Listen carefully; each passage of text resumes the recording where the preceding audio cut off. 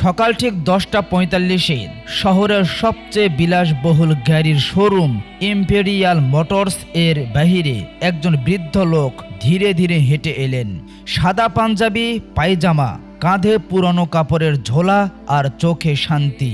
শোরুমের কাঁচের দেওয়ালের পেছনে ঝকঝকে নতুন গাড়ি রাখা ছিল।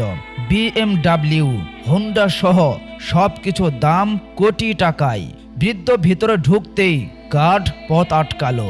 আরে বাবা, আপনি এখানে কি করতে এলেন? বাইরে পার্কিংয়ে বসে থাকুন, ভেতরে শুধু গ্রাহকেরা আসে। বৃদ্ধ হেসে বললেন, বাবা আমি তো গ্রাহকই, ভেতরে ম্যানেজারের সাথে দেখা করতে হবে, একটা গাড়ি দেখতে চাই। গার্ড পাশের আরেকজন সিকিউরিটির দিকে তাকিয়ে হেসে উঠল। শুনলি, বাবা গাড়ি কিনতে এসেছেন নাকি সাইকেল কিনতে এসেছেন ভুলে এখানে ঢুকে পড়েছেন? দুজনেই মজার হেসে ফেলল। বৃদ্ধ কিছুই বলল না, শুধু শান্ত হাসি বজায় রাখলেন এবং বললেন, বাবা তোমরা হাসো বা কাঁদো, কিন্তু আমি ভেতরেই যাব। ঠিক তখনই ভেতর থেকে একটা কড়া আওয়াজ এলো। বাইরে এত হইচই কেন? কি হয়েছে? আওয়াজটা ছিল ফাতেমার, শোরুমের সিনিয়র সেলস এক্সিকিউটিভের। কালো সালোয়ার কামিজ, হাই হিল, দুপাট্টা কাঁধে, হাতে ট্যাবলেট নিয়ে তিনি বেরিয়ে এলেন। তিনি বৃদ্ধকে মাথা থেকে পা পর্যন্ত দেখলেন এবং হালকা তাচ্ছিল্য ছুঁড়ে বললেন, বাবা এই শোরুম গাড়ি বিক্রি করার জন্য, যার জন্য নয়। আপনার হয়তো ভুল জায়গায় আসা হয়েছে। বৃদ্ধ বিনম্রভাবে বললেন, না মা, আমি সঠিক জায়গাতেই এসেছি, আমাকে এখানকার সবচেয়ে দামি গাড়িটি দেখাও। ফাতিমা হাসি থামাতে পারলেন না। ও সত্যি? আমাদের কাছে সবচেয়ে দামি গাড়ি BMW আছে, দাম 3.5 কোটি টাকা। আপনি ক্যাশে দিবেন না চেকে? বৃদ্ধ বললেন, পেমেন্টের চিন্তা করতে হবে না, আগে গাড়িটা দেখান। ফাতেমা তার সহকারী ইয়াকুবকে বললেন, একটু গাড়ির কভারটা সরাও, আমাদের ভিআইপি গ্রাহক দর্শন করতে চান। ইয়াকুব মুস্কি হেসে বললেন, ম্যাডাম এটা কি মজা হচ্ছে? এই লোকটাকে তো দেখে মনে হচ্ছে ফুটপথ থেকে উঠে এসেছে। ফাতেমা বলল, হ্যাঁ তেমনই মনে হচ্ছে, কিন্তু একটু সময় কাটাতে দোষ কিসে? দুজনেই হাসতে হাসতে গাড়ির কাছে এলেন এবং কভার সরালেন। গাড়ির বডি ঝলসে উঠল আলোতে। বৃদ্ধ সেটা মন দিয়ে দেখলেন, তারপর আস্তে আস্তে করে বললেন, এটার ইঞ্জিনের সাউন্ড একটু শুনতে চাই। ইয়াকুব বিরক্ত হলো, বাবা এটা কোনো লোকাল গাড়ি নয়, এটা BMW, এতে বসাও বারণ, এটা শো পিচ। বৃদ্ধ বললেন, তোমাদের মালিকের সাথে দেখা করাও, তিনিই আমার কথা বুঝবেন। ফাতেমা বিরক্ত হয়ে বললেন, ও গড, এবার ইনি মালিকের সাথেও দেখা করতে চাইছেন। এরপর তিনি রিসেপশনে গিয়ে ফোন তুললেন। তিনি বললেন, স্যার বাইরে একজন বৃদ্ধ লোক এসেছেন, বলছেন BMW কিনতে চাই, মনে হচ্ছে মজা করছে। ফোনের ওপার থেকে আওয়াজ এলো, মজা করতে দিন, কিছুক্ষণ পর নিজেই চলে যাবে। এই আওয়াজটি ছিল আরিফ হোসেনের, শোরুমের জেনারেল ম্যানেজার, এক অহংকারী সেলস কেন্দ্রিক লোক, যিনি মানুষকে তাদের পোশাক দেখে বিচার করেন। ফাতেমা ফোন রেখে বৃদ্ধকে বললেন, ম্যানেজার সাহেব ব্যস্ত আছেন, আপনি অন্য কোনো দিন আসুন। বৃদ্ধ বললেন, আমার আজই দেখা করতে হবে, জরুরি তার সাথে কথা আছে। ইয়াকুব হেসে বলল, জরুরি কথা হলো আপনার এখান থেকে এখনই যাওয়া উচিত। বাবা বাইরে জল রাখা আছে, পান করুন আর চলে যান। এই বলে তারা দুইজন ভিতরে চলে গেল। বৃদ্ধ কিছুক্ষণ সেখানে দাঁড়িয়ে রইলেন, তারপর পাশের চেয়ারে বসে রইলেন। কিছুক্ষণ পর প্রায় 25 বছরের বয়সী একটি ছেলে তার কাছে এলো, নাম রহিম, নতুন জুনিয়র সেলসম্যান। রহিম জিজ্ঞেস করলো, বাবা সবাই আপনাকে বকছে কেন? আপনার কিছু কি চাই? বৃদ্ধ হেসে বললেন, শুধু তোমার ম্যানেজারের সাথে দেখা করতে চাই বাবা। রহিম বলল, ঠিক আছে, আমি চেষ্টা করছি। সে দৌড়ে ম্যানেজারের অফিসে গেল। স্যার বাইরে একজন বৃদ্ধ লোক আছেন, বলছেন গাড়ি কিনতে চান। আমি দেখেছি উনি গরিব দেখতে, কিন্তু সত্যিই যদি সে গাড়ি কেনার জন্য আসেন? আরিফ চোখ তুলে তাকালেন। রহিম, তুমি এখানে নতুন এসেছ, এখানে প্রতি মাসে এমন 100 লোক আসে, তোমার কাজ হলো আসল ক্রেতাকে চেনা। এখন যাও আর ওকে বাইরে পাঠিয়ে দাও। রহিম ইতস্ত করে বলল, কিন্তু স্যার যদি সত্যিই উনি? আরিফ মাঝপথে থামিয়ে দিলেন, অনেক হয়েছে, তর্ক করো না, তোমার কাজ তুমি করো।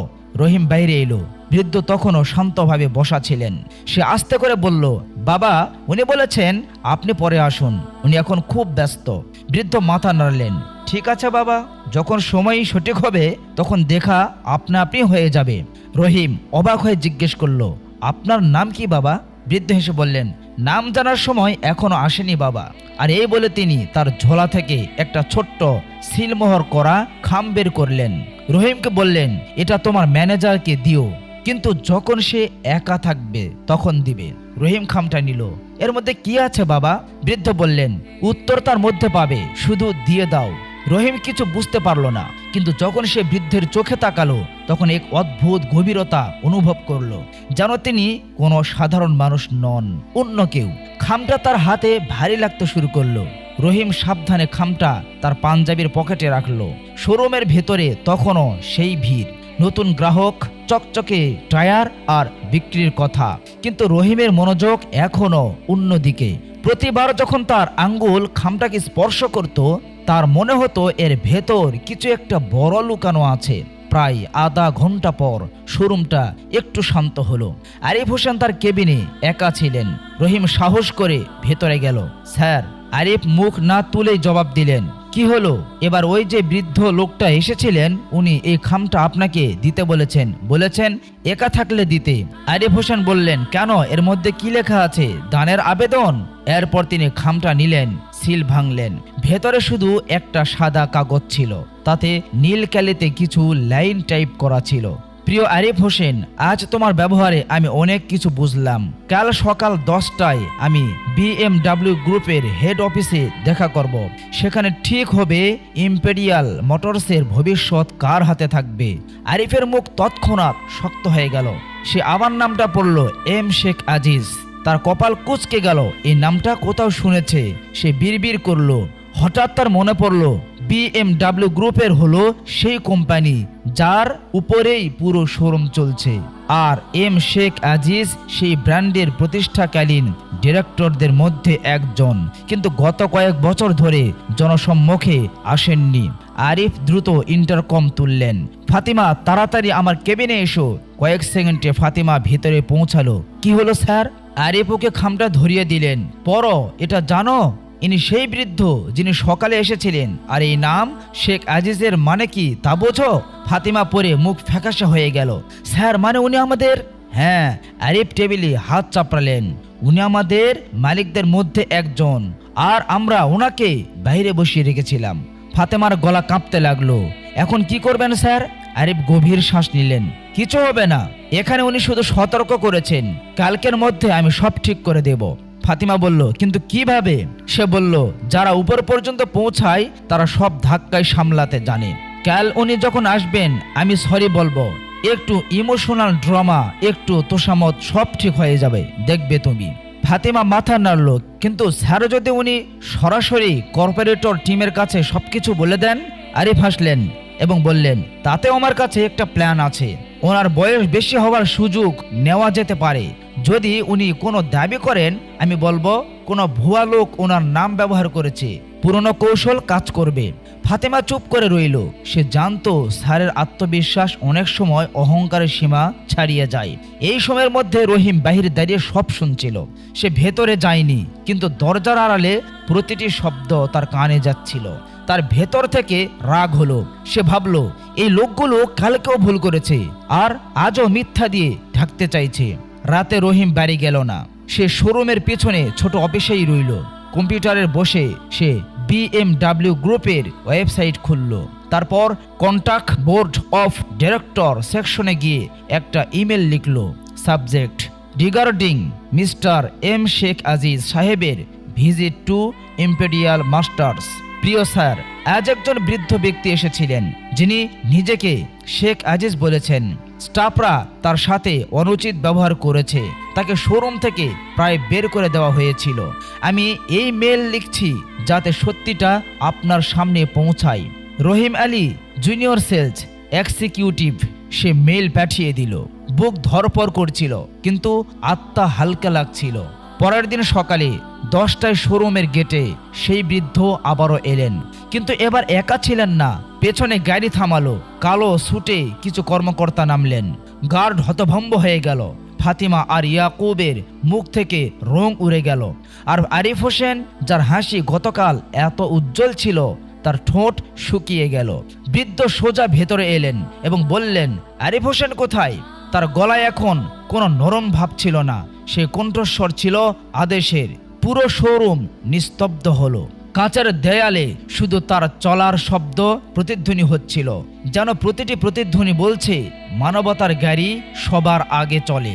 আরিফ ধীরে ধীরে তার কেবিন থেকে বেরিয়ে এলেন, মুখে কৃত্রিম হাসি সেট করে। সালাম দিয়ে বললেন, স্যার, কাল যা হয়েছে সেটা একটা ভুল বোঝাবুঝি ছিল স্যার, প্লিজ ক্ষমা করুন। শেখ আজিজ সাহেব হাত তুলে থামিয়ে দিলেন। তার চোখ ছিল শীতলতা। ভুল শুধু স্টাফের নয় হোসেন সাহেব, ভুল তোমার চরিত্রের ছিল। আরিফ থতমত খেয়ে গেলেন। স্যার, আমি কসম করে বলছি। শেখ আজিজের কণ্ঠস্বর আরো গভীর হলো। আগে এটা বলুন, যখন কোনো লোক সাধারণ পোশাকে আসে তখন আপনি কেন তাকে গ্রাহক মানেন না? ফাতিমা ইয়াকুবের এক কোণে দাঁড়িয়ে সব শুনছিল। ফাতিমার গলায় ঘাম নেমে এসেছিল। শেখ আজিজ এগিয়ে গেলেন এবং শোরুমের মাঝখানে থামলেন। তিনি চারপাশে তাকালেন। প্রত্যেক কর্মচারী মাথা ঝুঁকিয়ে দাঁড়িয়েছিল। এটা সেই শোরুম যা আমি 20 বছর আগে শুরু করেছিলাম। তখন এখানে মাত্র 2টি গাড়ি ছিল আর 5 জন লোক। আমরা একটা স্বপ্ন দেখেছিলাম, যে গ্রাহক যে অবস্থাতেই আসুক তাকে সম্মান দেওয়া হবে। কিন্তু এখন তিনি থেমে আরিফের দিকে তাকালেন। এখন এখানে শুধু অহংকার বিক্রি হচ্ছে। আরিফের গলা কাঁপতে লাগলো। স্যার, প্লিজ আমাদের একটা সুযোগ দিন। শেখ আজিজ বললেন, হ্যাঁ, কিন্তু খারাপ দিন মানুষকে চেনার কাজ করে। আর কাল আমি তোমাকে চিনেছি। এই সময় তার সাথে আসা কর্মকর্তার ফাইলটা টেবিলে রাখলেন। তিনি বললেন, স্যার, আমরা গতকালের পুরো সিসিটিভি ফুটেজ দেখেছি, সবকিছু রেকর্ড আছে। আরিফের মুখে রং উড়ে গেল। ফাতিমার শ্বাস আটকে গেল। শেখ আজিজ বললেন, আমি ভিডিও দেখেছি। তোমরা হাসছিলে, তাচ্ছিল্য করেছিলে, আর এক বৃদ্ধ গ্রাহককে বসতেও দেওয়া হলো না। এটাই কি তোমাদের ব্র্যান্ড ভ্যালু? আরিফ মাথা নত করলেন। স্যার, আমি মানছি আমার ভুল হয়েছে। শেখ আজিজ মাঝখানে থামিয়ে দিলেন এবং ভুল মানার সময় নয়, এখন জবাব দেওয়ার সময়। তিনি পেছনে দাঁড়ালেন, রহিমের দিকে ইশারা করলেন, এসো বাবা। রহিম চমকে উঠল, ধীরে ধীরে এগিয়ে গেল। শেখ আজিজ হেসে বললেন, এটাই সেই ছেলে যে আমাকে মিথ্যা নয় সত্য দিয়ে মিলালো, যে আমার অপমান ঢাকার চেষ্টা করলো না, বরং আমাকে সত্যি বলল। পুরো স্টাফ স্তব্ধ হয়ে গেল। ফাতিমা ফিসফিস করল, রহিম মেল করেছিল। শেখ আজিজ আরিফের দিকে তাকালেন এবং বললেন, জানিস হোসেন, তোমার শোরুমের সবচেয়ে নিচের পদে বসা মানুষটাই সবচেয়ে উঁচু প্রমাণিত হলো। এরপর তিনি ফাইল খুললেন এবং বললেন, আজ থেকে ইম্পেরিয়াল মোটরসের ম্যানেজমেন্ট স্ট্রাকচার বদলে দেওয়া হচ্ছে। আরিফ হোসেন, তুমি তাৎক্ষণিক প্রভাব থেকে সাসপেন্ড হলে। আরিফ হতবাক হয়ে গেল। স্যার, প্লিজ, আমার পরিবার আছে। শেখ আজিজ শান্ত স্বরে বললেন, শুধু এখন তোমাকে আসল কাজ বুঝতে হবে। তুমি আগামী 6 মাস সার্ভিস সেকশনে কাজ করবে, গাড়ির ধুলো পরিষ্কার করবে, গ্রাহকদের চা আনবে এবং শিখবে যে আসল ইজ্জত কি জিনিস। শোরুমে নিস্তব্ধতা নেমে এলো। ফাতিমার চোখে জল ছিল। শেখ আজিজ তার দিকে তাকালেন আর বললেন, তুমি ফাতিমা? শেখ আজিজ তার দিকে তাকালেন আর বললেন, ফাতিমা, তোমাকে আরো একটা সুযোগ দেওয়া হচ্ছে, কিন্তু মনে রাখবে, পরের বারে যদি কোনো গ্রাহককে তার পোশাক দেখে বিচার করা হয় তবে তুমি বাহিরে থাকবে। ফাতিমা মাথা ঝুঁকিয়ে বলল, সরি স্যার, আমি বুঝতে পেরেছি। এরপর শেখ আজিজ রহিমের দিকে ফিরলেন। রহিম, তুমি সত্যের মূল্য দাওনি, বরং উপার্জন করেছ। আজ থেকে তুমি এই শোরুমের অ্যাসিস্ট্যান্ট ম্যানেজার। রহিমের চোখ বড় হয়ে গেল। স্যার, আমি তো নতুন। হ্যাঁ, কিন্তু তোমার কাছে সেই জিনিস আছে যা এখনো কারো কাছে মানবতা। ফাতিমা আস্তে করে বলল, রহিম, তুমি যা করলে তা কেউ করতে পারতো না। রহিম জবাব দিল, আমি শুধু সেটাই করলাম যা সঠিক মনে হলো। সে কাজে শেষবারের মতো আরিফের দিকে তাকালেন এবং বললেন, মনে রাখবে, ব্র্যান্ডের আসল দাম গাড়িতে থাকে না, বরং সেই হাতে থাকে যারা তাকে সম্মান দিয়ে স্পর্শ করে। তিনি তার লাঠি তুললেন এবং দরজার দিকে হাঁটতে শুরু করলেন। প্রতিটি পদক্ষেপের শব্দ শোরুমের মেঝেতে প্রতিধ্বনি হচ্ছিল, যেন প্রতিটি গুঞ্জন বলছিল, মানবতার গাড়ি সবার আগে চলে।